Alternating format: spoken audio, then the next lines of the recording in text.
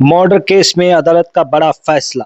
राजे साहब इमाम साहब छप्परबंद रिटायर्ड टीचर सकिन गदक 2018 निकत कौसर गणेश नगर बीजापुर का ये वाकया है। इनके कहने के मुताबिक इनकी बेटी को जो है 6 लोगों ने मिलकर हत्या की और ये हत्या का केस दर्ज हुआ और दर्ज होने के बाद में से ये कोर्ट में 7 साल तक इसके ट्रायल चले। बहुत कम मर्डर केस में देखा जाता है कि आपस में ऐसे केसेस बड़े फेयर और बड़े मुश्किल से अंजाम तक पहुंचते हैं। निचली अदालतें ऐसे केसों में यानी मर्डर केसों में अपने फैसले देकर आरोपी बेल पर रिहा हो जाते हैं या फिर आगे जाकर सुप्रीम कोर्ट पर जजमेंट होने के बाद में से वहां से रिलीफ होते हैं, लेकिन निचली कोर्ट में ऐसे फैसले कम दे के गए हैं। इनकी टीम ने भी बहुत बेहतरीन लड़ा, इनके वकीलों ने भी बेहतरीन लड़ा। 6 लोगों को जीवा यानी जीवन भर कारावास की सजा सुनाई कोर्ट ने 6 लोगों को जिन्होंने इनकी बेटी का कत्ल किया। अदालत के अनुसार इन्हें 7 साल के बाद में से सजा सुनाई गई। इसी को लेकर आगे खुद उनकी जबानी सुनिए आप कि राजे साहब इमाम साहब छप्परबंद क्या कहते हैं। पूरी दास्तान को आगे बयान करेंगे, ये विजुअल में आप देखेंगे। लेकिन मैं सलूट करता हूं अदालत को, मैं सलूट करता हूं उन लोगों को जिन्होंने कोशिश की और जो लड़ाई को जारी रखा और अंजाम तक पहुंचाने के लिए 7 साल लगे, कभी 10 साल भी लग जाते हैं। लेकिन अक्सर मर्डर केस में देखा गया है कि बीच में ही मर्डर केस दम तोड़ता है, या तो फिर अपसेट होते हैं या तो फिर ये केस चार्जशीट में ही दबा दिया जाता है। बहुत से पहलू होते हैं, लेकिन अदालत ने यह कड़ा फैसला किया और इन्होंने भी बेहतरीन लड़ाई लड़ी। आगे देखते हैं, इनकी जुबानी सुनते हैं इन्होंने क्या कहा। पूरी दास्तान।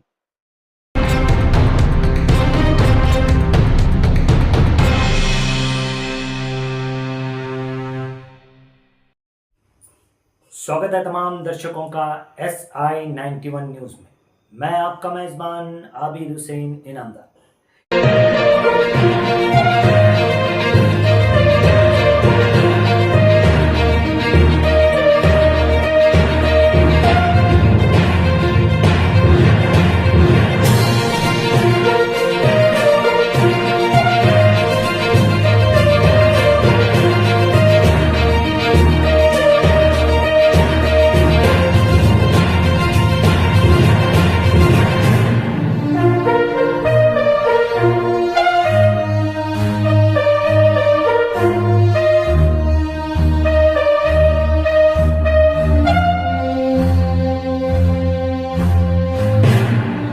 ನನ್ನ ಹೆಸರು ರಾಜೆ ಸಾಹೇಬ್ ಇಮಾಮ್ ಸಾಹೇಬ್ ಚಪ್ಪರ್ಬಂದ್ ರಿಟೈರ್ಡ್ ಟೀಚರ್ ಸಾಕಿನ್ ಗದಗ. 2018ರಲ್ಲಿ ನನ್ನ ಮಗಳಾದ ನಿಕತ್ ಕೌಸರ್ ಇವಳಿಗೆ ಬಿಜಾಪುರದ ಗಣೇಶ ನಗರದ ರಿಯಾಜ್ ಅಹಮದ್ ಚಪ್ಪರ್ಬಂದ್ ಇವರಿಗೆ 2018ರಲ್ಲಿ ಮದುವೆ ಮಾಡಿಕೊಟ್ಟಿದ್ದೆ. ಮದುವೆ ಕಾಲಕ್ಕೆ ಸುಮಾರು 5 ಲಕ್ಷ ರೂಪಾಯಿ 5 ತೊಲಿ ಬಂಗಾರ ವರದಕ್ಷಿಣೆ ಕೊಟ್ಟಿದ್ದೆ. ಯಾಕಂದ್ರೆ ಅವ ಇಂಜಿನಿಯರ್ ಇದ್ದೀನಿ ಅಂತೇಳಿ ಅಂದು ಓದಿದ್ದ. ಅದರ ಸಂಬಂಧ ಅವಾಗ ಅಷ್ಟು ಕೊಟ್ಟು ನನ್ನ ಮಗಳು ಹೆಲ್ತ್ ಡಿಪಾರ್ಟ್ಮೆಂಟ್ನಾಗ ಜೂನಿಯರ್ ಹೆಲ್ತ್ ಅಸಿಸ್ಟೆಂಟ್ ಅಂಥೇಳಿ ವರ್ಕ್ ಮಾಡ್ತಿದ್ಲು, ಶಿರಟ್ಟಿಗೆ ಮಾಡ್ತಿದ್ಲು. ಅವಾಗ ಮದುವೆ ಆದ ನಂತರ ನಾನು ಇಲ್ಲಿ ಬಬಲೇಶ್ವರ್ಗೆ ಟ್ರಾನ್ಸ್ಫರ್ ಮಾಡ್ಕೊಂಬಂದರು. ಇಲ್ಲೇ ಶಿಗುಣಿಸಿ ಒಳಗೆ ಕೆಲಸ ಮಾಡ್ತಿದ್ದರು. ಸೊ ನಾನು ರಿಟೈರ್ಡ್ ಆದ ನಂತರ ಸುಮಾರು ಒಂದು 40-45 ಲಕ್ಷ ರೂಪಾಯಿ ನನಗೆ ರಿಟೈರ್ಮೆಂಟ್ ದುಡ್ಡು ಬಂತು. GPF, KGID, LIC, GIS, NCRT, NCI ಎಲ್ಲ ದುಡ್ಡು ಬರೋಣ. ಅದು ಏನಾಯ್ತು ಅಂತಂದ್ರೆ ಅವರಿಗೆ ಒಂದು ಸ್ವಲ್ಪ ಇನ್ನೂ ಒಂದು 10 ಲಕ್ಷ ರೂಪಾಯಿ ನಾವು ಕೇಳಿದಷ್ಟು ರೊಕ್ಕ ಕೊಡಲಿಲ್ಲ. 10 ಲಕ್ಷ ಕೇಳಿದ್ದೆವು ನಾವು, 10 ತೊಲಿ ಬಂಗಾರ ಕೇಳಿದ್ದೆವು. 5 ಲಕ್ಷ ರೂಪಾಯಿ 5 ತೊಲಿ ಬಂಗಾರ ಕೊಟ್ಟಿವಿ. ಇನ್ನೂ ಕೊಡಬೇಕು ನಿಮ್ಮ ಅಪ್ಪನಲ್ಲಿದ್ದೆ, ಇನ್ನೂ 10 ಲಕ್ಷ ರೂಪಾಯಿ ತೊಗೊಂಬ, ನಾವು ಕಾರ್ ತೊಗೋಬೇಕಾಗ್ಯದ ಅಂತೇಳಿ ಹೆಚ್ಚಿನ ವರದಕ್ಷಿಣೆ ಕೇಳಿ ಒತ್ತಾಯ ಮಾಡಕತ್ತಿದ್ರು.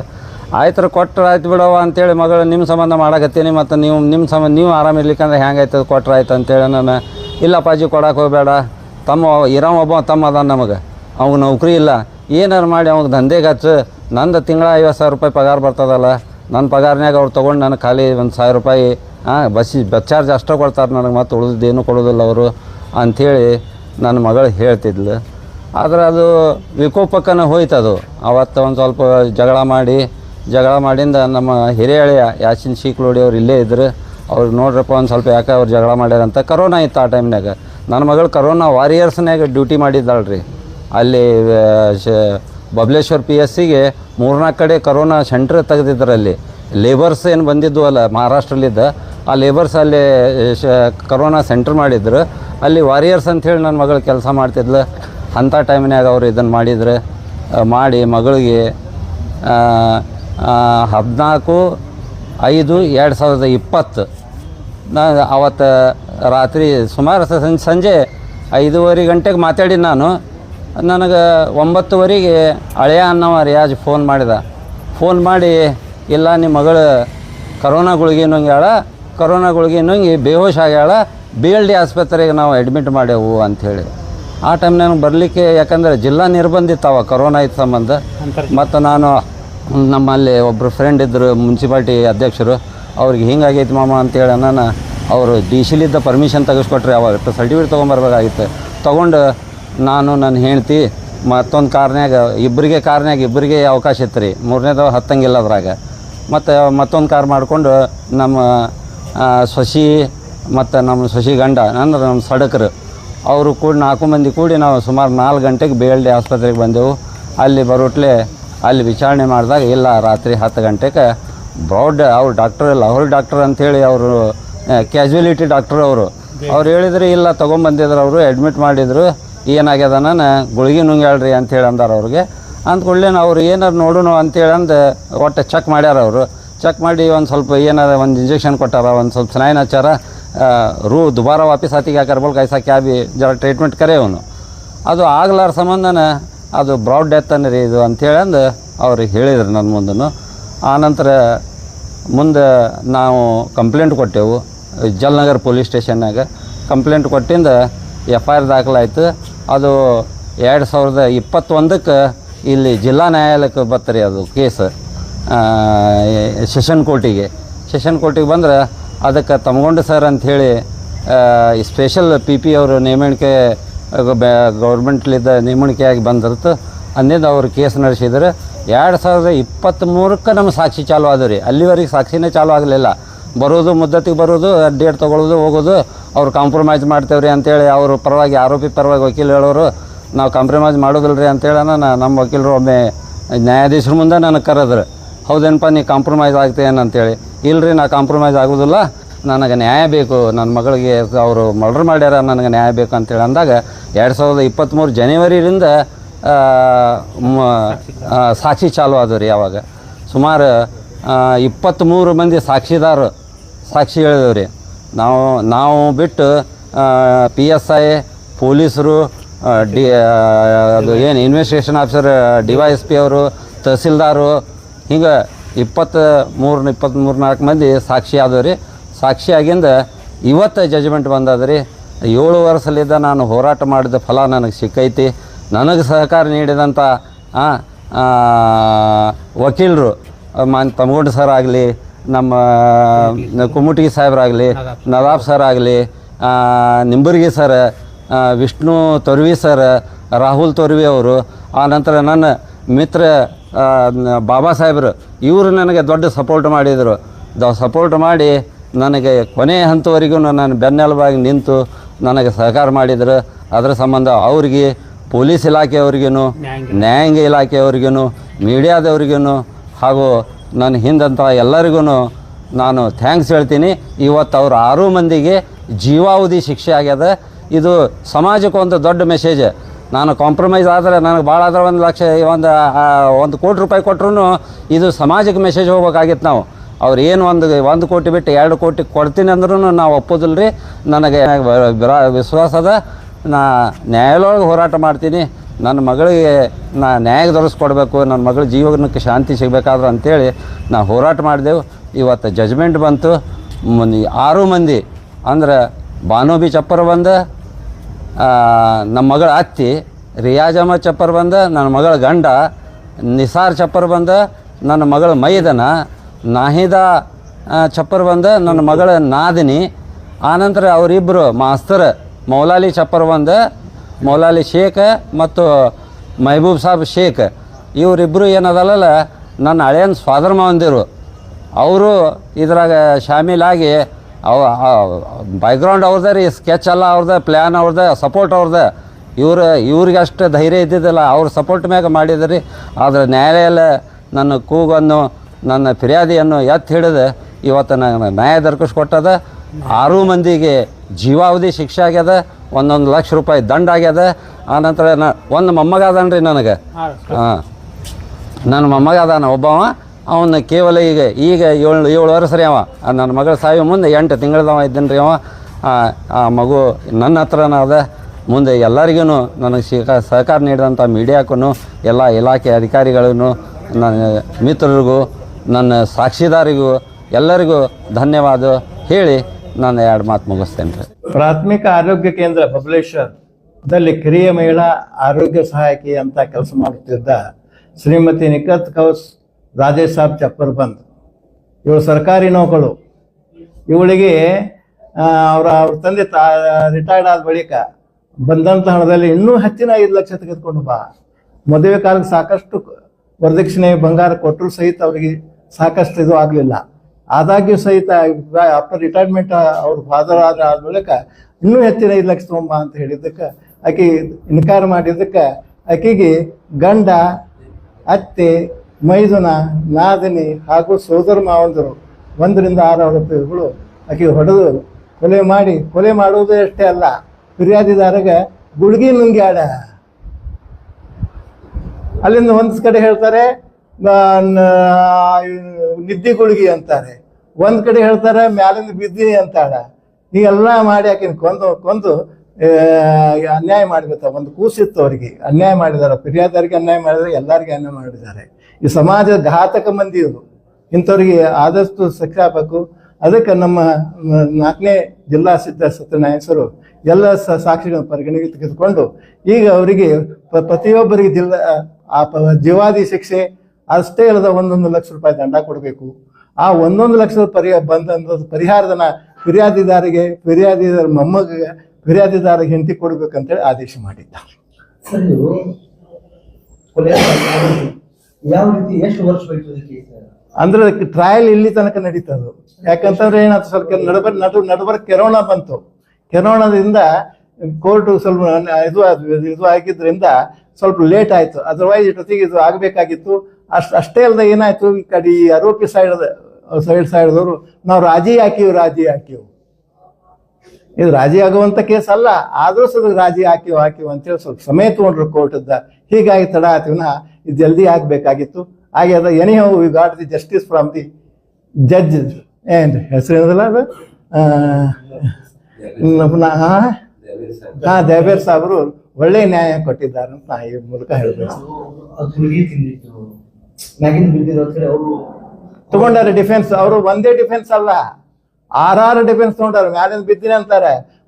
ಮೊದಲ ಆಕೆಗೆ ಏನದ ಒಂದು ದವಾಖಾನೆ ಕರ್ಕೊಂಡು ಹೋಗ್ತಾರೆ, ಅಲ್ಲಿ BP ಕಡಿಮೆ ಆಗಿದೆ, ಅಲ್ಲಿ ನಿದ್ದಿ ಗುಳಿಗೆ, ಅಲ್ಲಿ ಏನದ ಒಂದು ಗುಳಿಗೆ ಬೇರೆ ಹೇಳ್ತಾರೆ. ಮುಂದೆ BLD ಕರ್ಕೊಂಡು ಹೋಗ್ತಾರೆ, BLD ಒಂದು ಬೇರೆ ಗುಳಿಗೆನೇ ಹೇಳ್ತಾರೆ. ಆಕ್ಚುಲಿ ಡೆಡ್ ಬಾಡಿನೇ ತಗೊಂಡು ಹೋಗ್ಯಾರ BLD.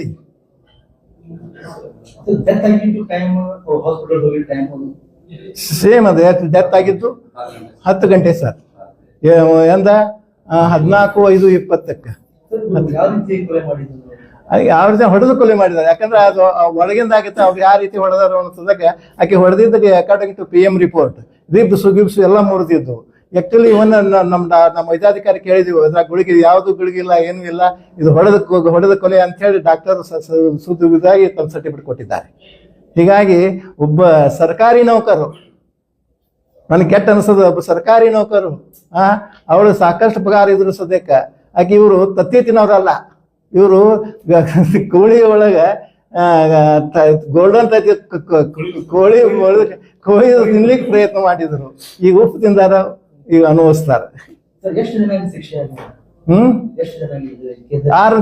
6 ಜನಕ್ಕೆ 6 ಜನ ಶಿಕ್ಷೆ, 6 ಮಂದಿ ಒಂದು ಜೀವಾದಿ ಶಿಕ್ಷೆ. ಇವ್ರು ಏನದ ಜೀವಾದಿ ಶಿಕ್ಷೆ ಹಾಕಿದ್ದಾರೆ. ಮತ್ತೆ ಉಡುಕಿ ಆಕ್ಚುಲಿ ಕನ್ಕರೆಂಟ್ ಅದ, ಬೇರೆ ಬೇರೆ ಹಾಕಿದ್ದಾರೆ. ಬಟ್ ಕನ್ಕರೆಂಟ್ ಅದು ಎಲ್ಲ ಕೂಡಿ ನಡೀತಾವ ಶಿಕ್ಷೆಗಳು. ಒಂದಕ್ಕೆ 7 ವರ್ಷ ಹಾಕಿದ್ದಾರೆ, ಇಲ್ಲದದು ನೋಡ್ರಿ ಒಂದು 302ಕ್ಕೆ ಜೀವಾದಿ ಶಿಕ್ಷೆ ಹಾಕಿದ್ದಾರೆ. 304B 304B ಡೌರಿ ಡೆತ್ ಅದಕ್ಕೆ 7 ವರ್ಷ ಮಾಡಿದ್ದಾರೆ. 498 ಅಂದ್ರೆ ಕ್ರೂಯಲಿಟಿ ಕೊಡ್ತಾರಲ್ಲ ಅವರಿಗೆ ಅದಕ್ಕೆ 2 ವರ್ಷ ಮಾಡಿದ್ದಾರೆ. ಅದಕ್ಕೆ ಡೌರಿ ಕೇಳಿರ್ತಾರಲ್ಲ ಅದಕ್ಕೆ 5 ವರ್ಷ ಮಾಡಿದ್ದಾರೆ. ತಗೊಂಡಿದ್ದಕ್ಕೆ 1 ವರ್ಷ ಮಾಡಿದ್ದಾರೆ.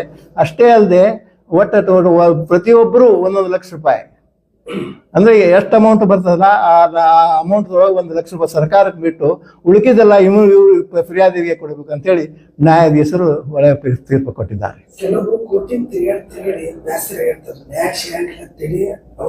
ಅಲ್ಲ ಅದನ್ನೇ ನಾನು ಮಧ್ಯಮಕರ ನಾನು ನ್ಯಾಯಾಲಯಕ್ಕೆ ಕೇಳಿದ್ರು ಇದ್ರ ಬಗ್ಗೆ ನಾ ಒಂದು ಮಾತು ಹೇಳಿದೆ. ಈ ಒಬ್ಬ ಫಿರ್ಯಾದಿದಾರ ಅಂದ್ರೆ ಒಬ್ಬ ಮಾಸ್ತರು ಒಳ್ಳೆ ಶಿಕ್ಷಣ ಕೊಟ್ಟು ಆಕೆಗೆ ಒಳ್ಳೆ ನೌಕರಿ ಕೊಡಿಸಿ ಆಕೆಗೆ ಸಾಕಷ್ಟು ವರದಕ್ಷಿಣೆ ಕೊಟ್ಟು ಲಗ್ನ ಮಾಡಿ ಕೊಟ್ಟು ಆದರೂ ಸದ್ಯಕ್ಕೆ ಈ ಆರೋಪಿಗಳು ತಮಗೆ ಸಾಕಾಗ್ಲಾರದಕ್ಕೆ ಏನು ಇನ್ನೂ ಹೆಚ್ಚಿನ ತರ ತಗೋಮ ಅಂತ ಹೇಳಿ ತರಲಾರದಕ್ಕೆ ಆಕೆಗೆ ಹೊಡೆದು ಕೊಲಾಸ್ ಮಾಡಿದ್ದಾರೆ.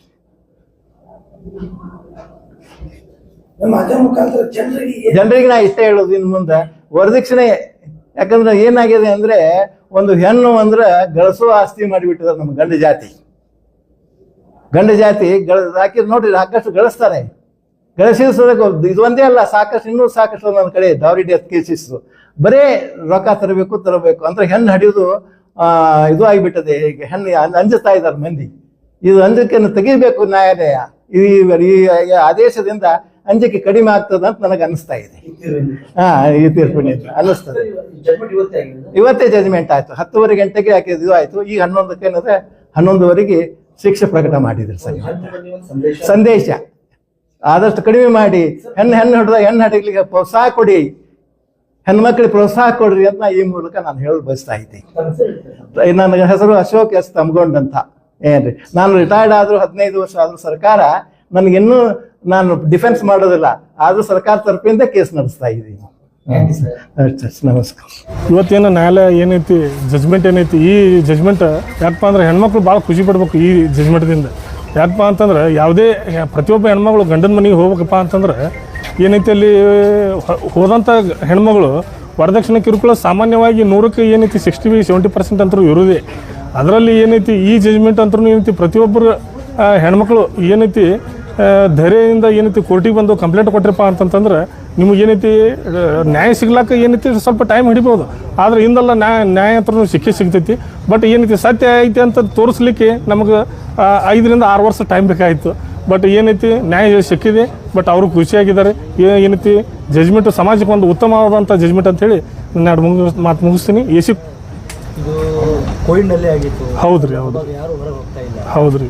ಹೆಂಗಿದು ಅವರು ಅವ್ರಿಗೆ ಗುಳಿಗೆ ತೊಗೊಂಡಿದ್ದಕ್ಕೆ ಆರೋಪ ಮಾಡಿದ್ದು, ಹೌದ್ರಿ, ಫೋನ್ ಮಾಡಿದ್ದು, ಅಲ್ಲಿ ಹಾಸ್ಪಿಟಲ್ ಅಡ್ಮಿಟ್ ಮಾಡಿದ್ದು, ಹೆಂಗೆ ಸಾಬೀತಾಯ್ತು? ಇದು ಮೆಡಿಕಲ್ ರಿಪೋರ್ಟ್ ಏನೈತಲ್ಲ, ಮೆಡಿಕಲ್ ರಿಪೋರ್ಟ್ ಏನೈತಿ ಮತ್ತು ಆ ಬಾಡಿಗೆ ಆದಂಥ ಗಾಯಗಳನ್ನು ಏನೈತಿ ಬ್ಲಡ್ ಇಂಜುರಿನೂ ಆಗಿದ್ದು ರೀ, ಸಾಕಷ್ಟು ಬ್ಲಡ್ ಇಂಜುರಿನೇ ಆಗಿತ್ತು. ಬಟ್ ಏನೈತಿ ಮೆಡಿಕಲ್ ರಿಪೋರ್ಟ್ದಿಂದ ಏನೈತಿ ಪೂರ್ತಿ ಏನೈತಿ ಸಾಬೀತಾಗೈತಿ. ಇದು ಏನಪ್ಪ ಅಂತಂದ್ರೆ ಇದು ಇಟ್ ಈಸ್ ಮರ್ಡರ್ ಅಂತ ಹೇಳ್ಬಿಟ್ಟು. ಆಮೇಲೆ ಏನೈತಿ ಇವರು ಏನೈತಿ ನ್ಯಾಯಾಲಯ ಏನೈತಿ ಎಲ್ಲ ಸಾಕ್ಷಿಗಳನ್ನು ಪರಿಗಣಿಸಿ ಏನೈತಿ ಇವತ್ತು ಜಜ್ಮೆಂಟ್ ಕೊಟ್ಟಿದೆ. ಇವತ್ತು ಹೌದು ರೀ. ಸಮಾಜಕ್ಕೆ ಏನೈತಿ ಒಂದು ಎಚ್ಚರಿಕೆ ಕೊಟ್ಟಿದೆ ಕೋರ್ಟು. ಏನೈತಿ ತಪ್ಪು ಮಾಡೋರಿಗೆ ಏನೈತಿ ಒಂದು ಸಂದೇಶ ಕೋರ್ಟು ಒಂದು ತೀರ್ಪಿನ ಮುಖಾಂತರ ಕೊಟ್ಟಿದೆ. ಏನಪ್ಪ ಅಂತಂದ್ರೆ ಏನೈತಿ ತಪ್ಪು ಮಾಡೋನು 10 ಸರಿ ವಿಚಾರ ಮಾಡಬೇಕು, ಆ ಥರ ತೀರ್ಪು ಕೊಟ್ಟಿದೆ. ಇವತ್ತು ಒಟ್ಟರಿಗೆ 6 ಮಂದಿಗೂ ಏನೈತಿ ಜೀವ